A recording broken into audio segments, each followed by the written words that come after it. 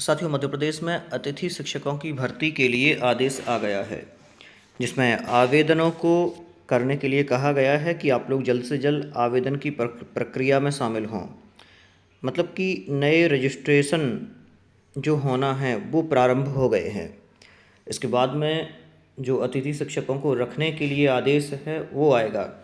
लेकिन यहाँ पर मैं कहना ये चाह रहा था कि पिछली बार के आदेश में और इस बार के आदेश में बहुत ज़्यादा अंतर है। आप लोगों ने पिछला आदेश देखा होगा जिसमें एक पॉइंट ये नहीं था। यहाँ पर देखें ध्यान से, ये यहाँ लिख दिया गया है। और इसके पहले भी मध्य प्रदेश शिक्षक पात्रता परीक्षा 2018 या उसके उपरांत उत्तीर्ण की जानकारी दर्ज कर अपडेट करें। देखें, ये बहुत बड़ा पॉइंट है। मतलब कि जिन्होंने शिक्षक पात्रता परीक्षा पास की है उनके लिए प्राथमिकता दी जानी है। सीधा सीधा यही कह सकते हैं, क्योंकि यदि प्राथमिकता नहीं दी जानी होती तो ये पॉइंट अपडेट नहीं करते। और मैं अभी एक मीटिंग में गया था तो वहाँ भी डीओ सर जो थे उन्होंने भी यही बोला था कि कुछ ना कुछ शिक्षक पात्रता परीक्षा के संबंध में होने वाला है। और जो बीएड और डीएड धारी अतिथि शिक्षक हैं वही केवल अतिथि शिक्षक के रूप में कार्य कर पाएंगे। तो ये शायद पोर्टल पर अब डायरेक्ट अपडेट होने लगेगा। यदि पोर्टल अभी तैयार हो जाता है अच्छे से तो ये देखने को मिल सकता है, या फिर जो भी नियम आते हैं उन नियमों में शिक्षक पात्रता परीक्षा पास अतिथि शिक्षक जो हैं उनको प्राथमिकता रहने वाली है। समस्त संकुल प्राचार्यों के लिए भी ये आदेश है। नीचे आप लोग देखें कि जो भी आप वेरीफाई दस्तावेज करते हैं उन वेरीफाई दस्तावेज़ों की एक प्रति अपने पास रखना है।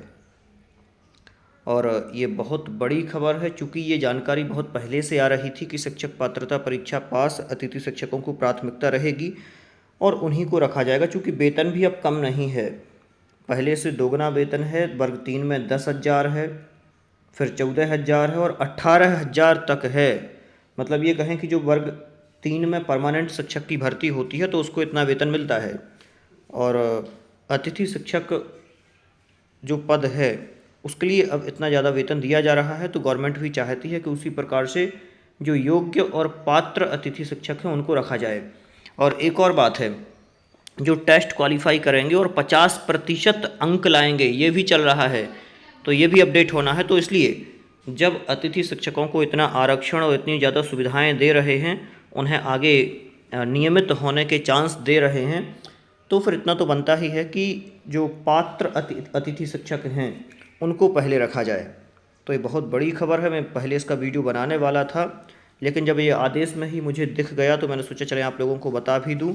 क्योंकि वहाँ ये कहा भी गया था कि जहाँ मैं मीटिंग में था कि अभी ऐसा फिक्स नहीं है कि ये इस सत्र में हो ही, लेकिन समय बहुत है, 3-4 महीने का समय था। तो ये अपडेट होने में कोई बड़ी बात नहीं है कि आपकी प्रोफाइल पर डायरेक्ट ये शो होने लगेगा। यदि आपने अपनी प्रोफाइल में शिक्षक पात्रता परीक्षा दर्ज कराई है तो फिर आप वहाँ पर अतिथि शिक्षक के रूप में कार्य कर पाएंगे। और आप एक चीज़ और ध्यान रखें, आप कभी भी फर्जी तरीके से ये कोई कार्य ना करें, क्योंकि जब आपकी कभी परमानेंट पद पर नियुक्ति होने लगेगी तो आपको दिक्कत हो सकती है।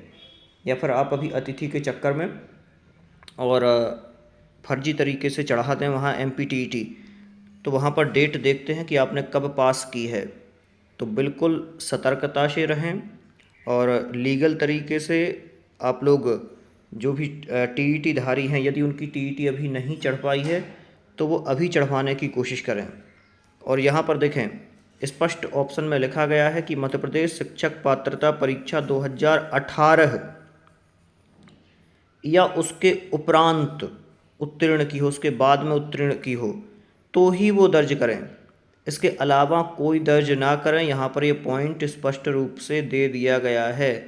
जिन्होंने 2018 की है या फिर उसके बाद की है, तो जैसे अभी 2020 वगैरह में मतलब कि जो होती आई हैं, तो उनके बाद जो पात्रता परीक्षा पास की है केवल वही अपनी मार्कशीट लगा करके और आवेदन कर सकते हैं। तो ये थोड़ा सा आपको ध्यान रखना है। और जैसे ही शिक्षक पात्रता परीक्षा या फिर मध्य प्रदेश में अतिथि शिक्षकों से संबंधित और कोई बड़ी जानकारी आती है तो मैं आप लोगों को देने की कोशिश करूँगा। आप लोग चैनल को सब्सक्राइब ज़रूर कर लें, जिससे इस प्रकार की और जो भी वीडियो रहें और सही जानकारियाँ रहें वो आपके पास पहुंच जाएं।